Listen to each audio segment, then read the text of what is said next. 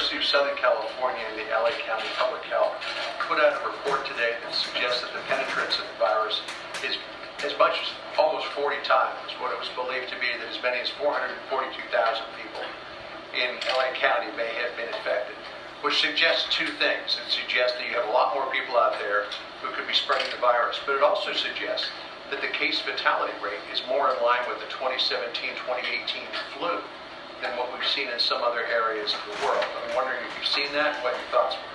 So we're looking at all those studies very carefully, and I think you will remember over the last 3 weeks I've been talking about the level of asymptomatic spread and my concern about asymptomatic spread, because with flu and other diseases, when people are sick, it's easy to contact trace.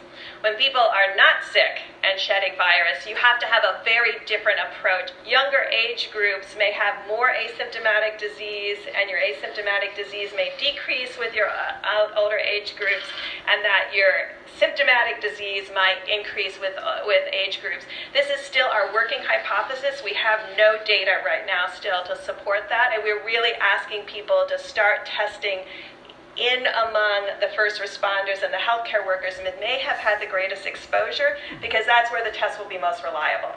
And then when we have the luxury, we can go out to broader and broader communities. But this has been the fundamental question to begin with, and has been persistent. And we will emphasize to the American people again, this is a highly contagious virus. And we don't know by looking at someone whether they have pre-existing conditions or not.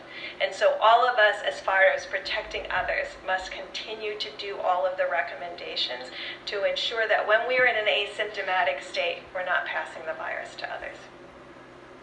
She absolutely did not ask the question. In fact, completely diverted it and said this has been the essential question from the beginning. How many asymptomatic carriers? How can we get the testing done? Testing.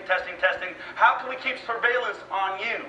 Can we break this down for a second? The question was, we now have studies happening all over the country that show that the death rate of the coronavirus, because it looks like a much higher number of people are infected, between 220 to 440,000 people, then that brings down the death rate. If the death rate is like the flu, what do you have to say about that? Why are we locked down? She does not address the death rate at all. Instead goes on to a giant tirade about asymptomatic carriers.